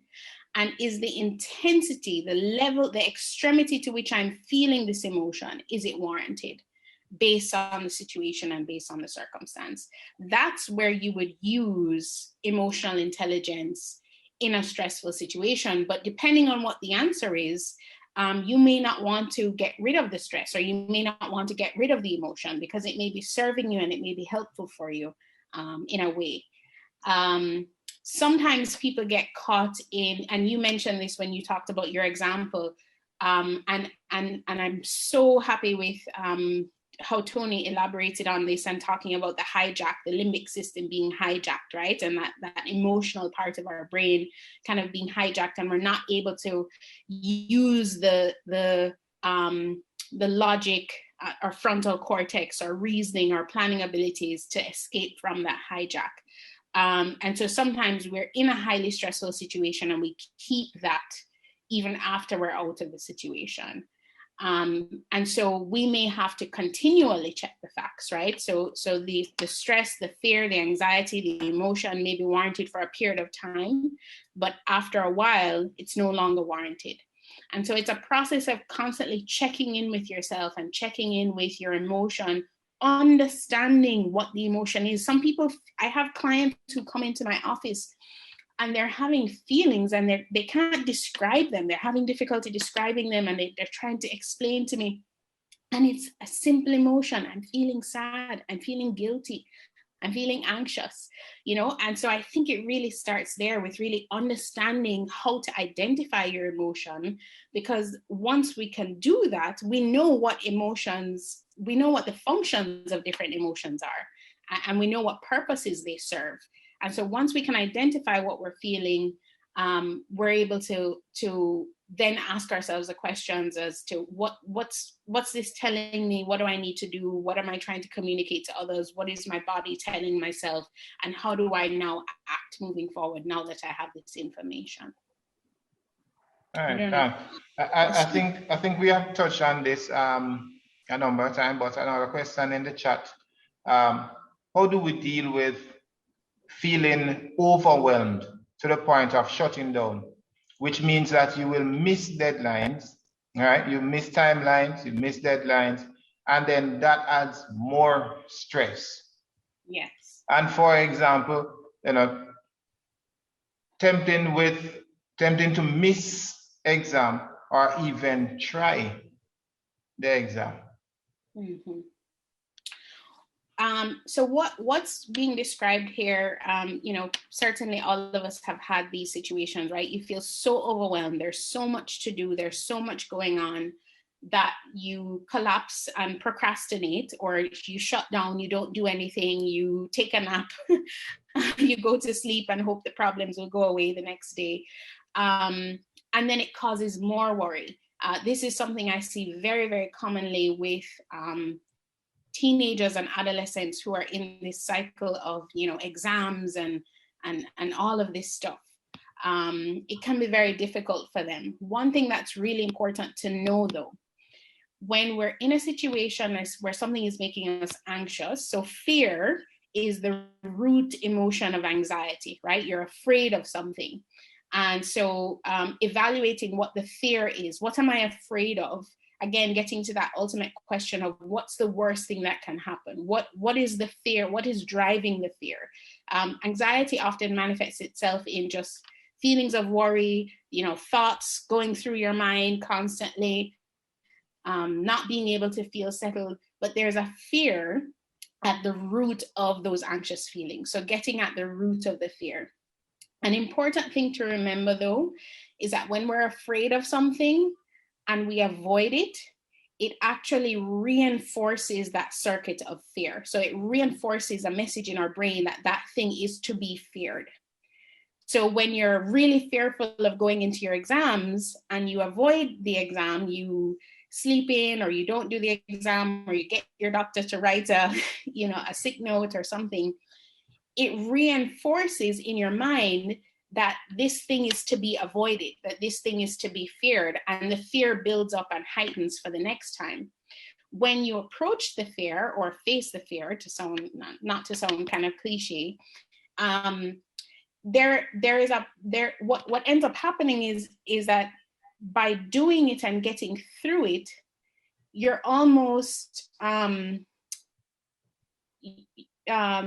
I don't want to say demystifying, but it's you're challenging the thoughts that you have associated with the fear. So being able to approach something and actually do it and get through it and be alive and okay and well, and life hasn't shattered, what that reinforces is that maybe this thing isn't so bad after all. Maybe I don't need to be as afraid of this thing, because ultimately the consequence and what happened wasn't as bad as what I built it up to be in my mind. And Tony, if you may, because having missed deadlines, right? As you spoke about earlier, then my boss will now be hovering over my shoulder, which adds more stress and more anxiety, which means that there's a high possibility of me missing another deadline. Do you ever question the deadline? Oh, what I'm asking you is how many people have ever told you this is urgent in your life? I mean, this is urgent. Well, what does urgent mean? Does urgent have a deadline? Urgent just means right now, but a lot of people tell you urgent and they don't need it till tomorrow. So the idea is to really, I see this in companies all the time. People urgent because they hurry, they're disorganized. So they come and tell you it's urgent, but they don't need it today. They need it tomorrow. But we have to ask the question. So when is it due? Is it possible? It's not being rude for me to ask you, is it possible for you to give me a deadline? Because I have 5 things to do here and I could give you yours tomorrow morning. And even if they tell me a deadline, I push for more time. Because that frees up my time. If they say, well, give me tomorrow 12 o'clock, I might say, well, could I give you a 3 instead? I might get a no. That's okay. I am accustomed to no. I came from sales. So yes. The idea is to keep asking, why should I accept 5 people tell me something is urgent and I assume everything is urgent? If I assume everything is urgent, there's a madhouse in Trinidad that will house me for free because nobody will be able to cure that illness that I have. We have to question it. We have to question what we are hearing from other people. And that means being a little dangerous sometimes. No, I can't give you right now. Maybe not like that, but is it possible to give you tomorrow? So as the doctors would say, your emergency is not my emergency. Well, right? Yeah. So simply put. All right. Yeah. In our final 10 minutes, right? All right. I'm going to first again, I have to tell you thanks once for being here again, and it's quite insightful. And this is why we try to have the panel discussion where we can, get more information out. All right. So I'm going to ask you to now give us your final take as we wrap up. So, Dr. Bowie, can you give us your takeaway from your message that you're going to leave with our audience?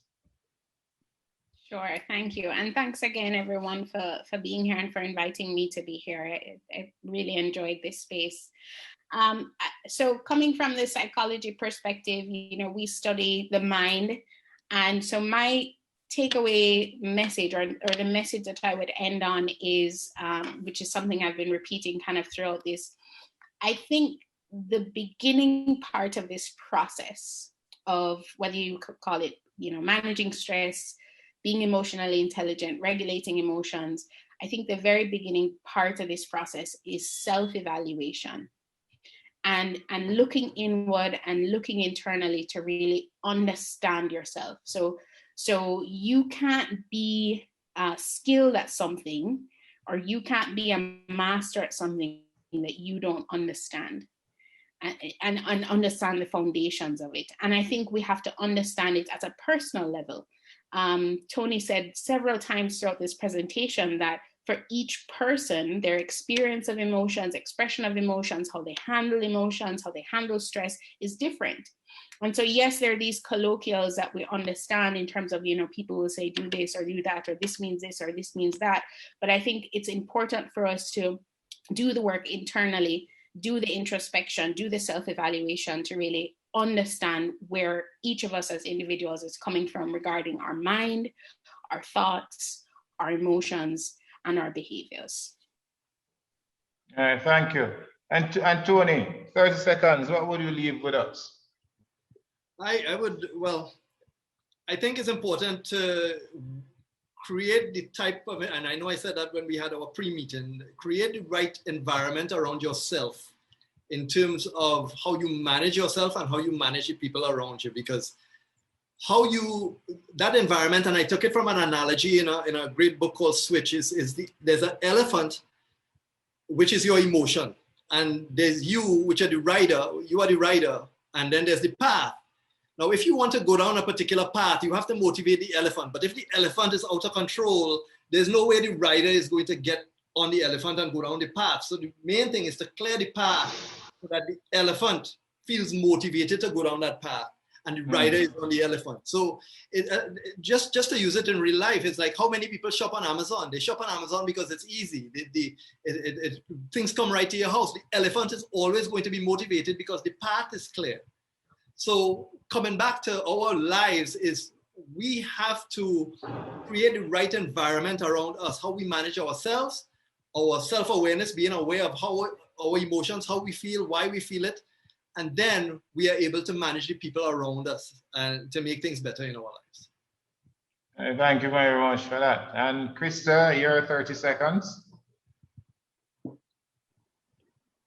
Well, you owe it to the world to be your best self. And being your best self means taking care of yourself, taking care of your body, taking care of your mind, and taking care of your spiritual self.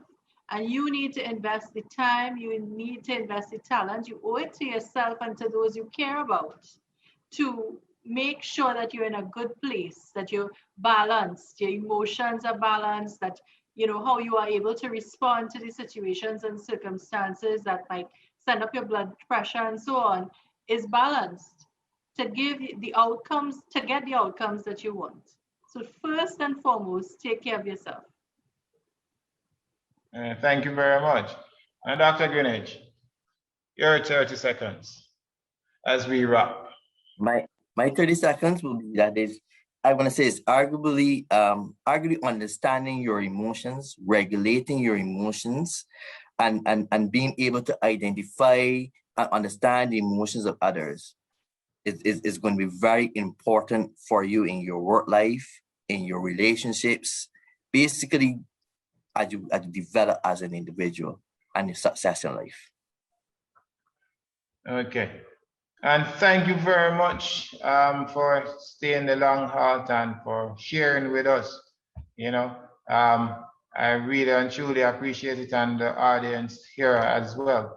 So Christa, we first and foremost would just like to tell you a huge thank you for sharing with us. You know, now when we are faced with a turmoil, we know that we need to do some deep breathing and to relax ourselves before we can make some decisions, right? Because we know that it will affect us, right? So we thank you very much for sharing with us today. We greatly appreciate it.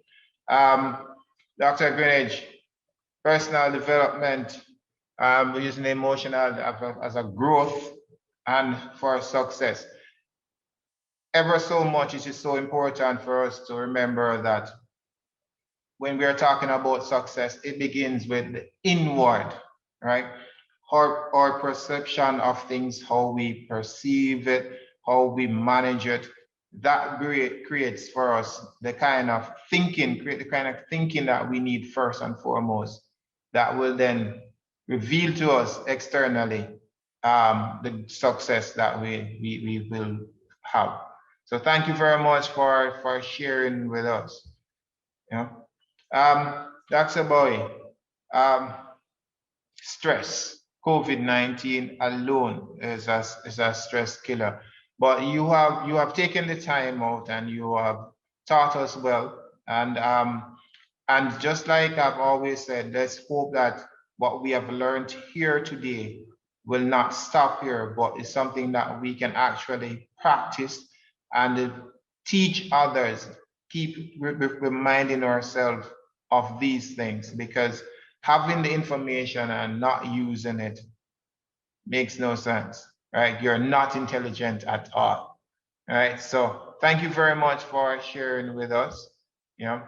And Tony, as I said before, domestic violence on the rise because persons take their emotions and their feelings home. You're feeling pressure from your superior to meet deadlines, you know.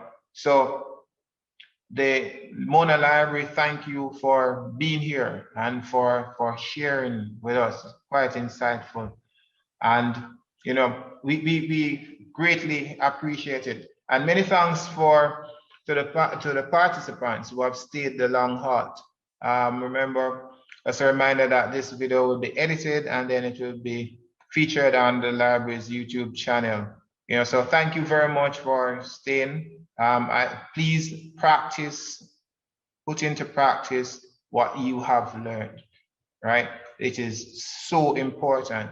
And for me, my 30 seconds will be, do your own self-assessment. All right, so I'm just going to recap what was said before. Do your self-assessment, right? Make that evaluation of what triggers that kind of emotion. And then you will appreciate the system, appreciate the environment, you will appreciate the problem, or you will see it even better from a different perspective once you have done that self-assessment, right?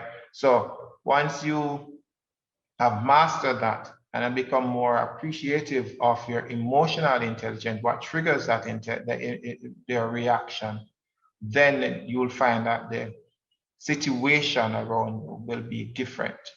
All right. So thank you again for joining us here today. LHEWco is really about promoting a holistic, healthy lifestyle, and we will continue to do so. And we greatly appreciate you taking the time out here with us today. Thank you once more. And thank you, Tamar, for taking the time to organize this this webinar. Really good effort, great effort on your part, and we really appreciate it. Thank you. I'll share Thank you. as well. Share Thank you sentiments. for having me. For sure. Yeah. Yes, thanks. So we'll definitely keep trying, you know, because I will love to see this emotional intelligence as a part of our curriculum, you know, because more and more, I think we need to learn how to manage our emotions, because that will stay with us wherever we go, whatever our job may be, you know, whoever we meet, how we react to things will be the difference, you know. So greatly appreciated, and thanks to the audience for being here, you know, greatly appreciated. Have yourself a wonderful day, and stay safe, right? Don't forget your mask. See, soon as I leave my office, I'll get mine on, right? So stay safe, everybody, and let's be smart about this so we can, quote unquote, get back to some sort of normality. All right. Thanks again. Have a good one. Bye. All right. Bye-bye. A good one.